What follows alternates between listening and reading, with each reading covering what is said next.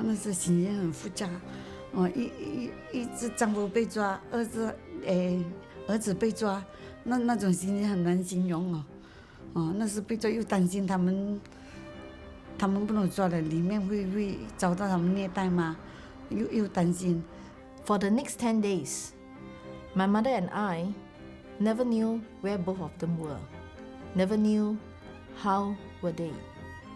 It was actually the longest 10 days for my mom and I. This was the second time my mother has to go through this pain.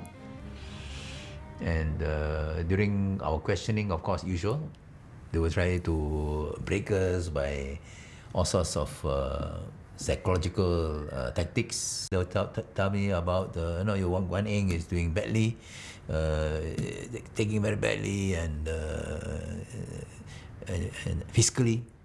You have big ideas because they will tell you, he's broken down, his health is very bad, and he couldn't take it and all that. So it works as a very great pressure on you. I only saw him in Kamunting when we were sent to Kamunting for our formal detention. Yes, ISA detainees suffer, but their families suffer even more. It was 10 days before the family was told they could visit their father. We saw a big police truck drove into the police station.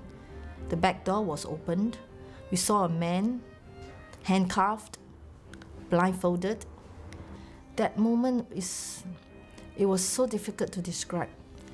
He has lost so much weight, so thin, and I think all he asked was how were we and how was my brother.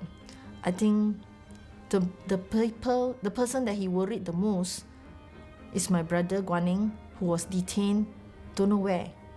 For him, he doesn't have any news of him. Then he was taken back again to where we do not know. He didn't even know himself. After 60 days, Kit Siang and Guan Eng were both sent to Kamunting detention camp. After about a year, batches by batches of detainees have been released, but not both of them. They were actually the last to be released. These 18 months is actually the darkest moments in our family.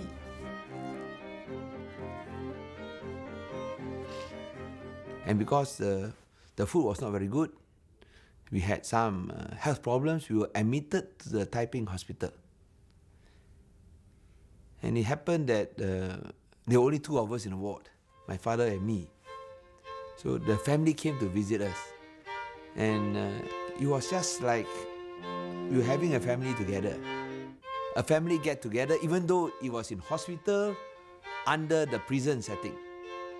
Everyone was there, everyone was laughing, everyone was having fun.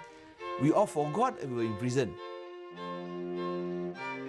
So by then, the very last few months, I remembered telling my dad, if you're still in, I do not know how long.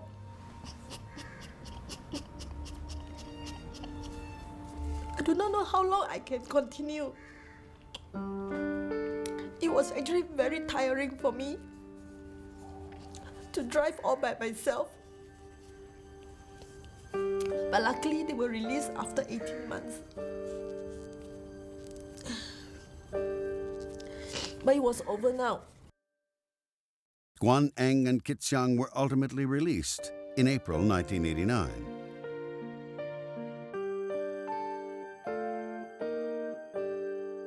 With an election again looming, Kit Siang was immediately given a new challenge: to stand against Penang's seemingly invincible Lim Chong Yu, the man who had reigned as chief minister for a record 21 years. There was a decision of the Penang leadership because it was felt that if we are going to make a bid for the Penang state government in 1990, the strongest candidates in Gerakan must be defeated. So the whole team in my movement is in order to strengthen the DAP's chances, the possibilities of making headway, rather than nothing to do with personal consideration whatsoever. was fighting at a grave disadvantage. It was high risk. Against all expectations, Kit Siang beat the veteran chief minister, and the DAP took 42% of Penang's state seats, just short of forming a governing majority. But in the 1995 election, voting swung in favor of the ruling coalition. Only 9 DAP candidates remained in parliament, and there were more worries ahead. Lim Guan Eng had adopted his father's tradition of speaking up for victims. In 1998, Guan Eng was sentenced to an 18-month jail term for seeking justice for an underage rape victim. If you say that Lim Kit Siang is doing everything just to promote his son, which father wants to send their son to prison? What do we get?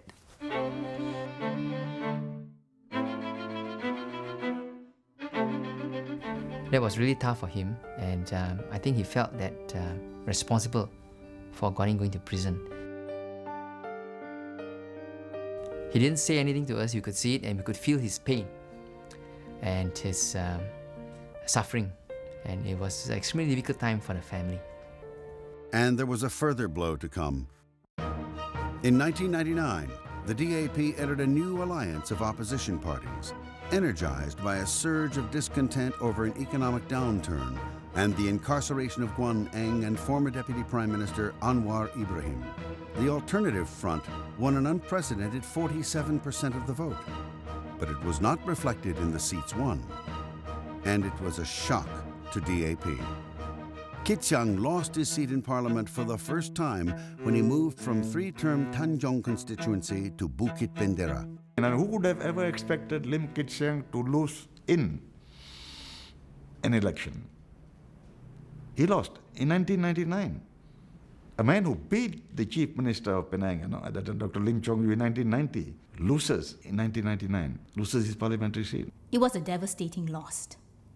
It hurt him deeply, but that did not stop him from going to the counting centre to congratulate his opponent and to thank his supporters and people who helped him during the general elections. The fact that he could face such loss with such dignity touched me deeply. Because all his life, he's been involved in politics, one way or another. And I was worried that, whether he could cope with life without politics. But he did.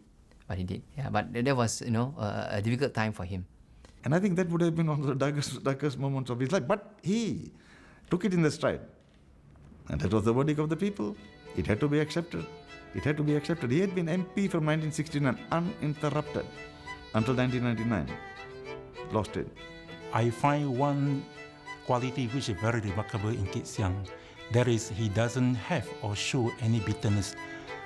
Kit Siang has faced defeats, disappointment, betrayals, even vilification by people, but I have not seen him complaining. 那么一般的领袖都会放弃啦，但是呢，林志祥是倒反来了，他输了，他反而更加努力。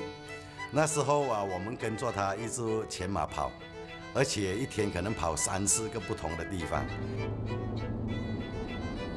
And one of the places we suffered badly, we lost badly in 1999, was Perak, Hinda Valley. So that was where I went in 2004 to contest in Ipoh Timur in order to carry the whole offensive of the DAP in Perak. Kit Siang took Ipoh Timur with a majority of more than 10,000 votes.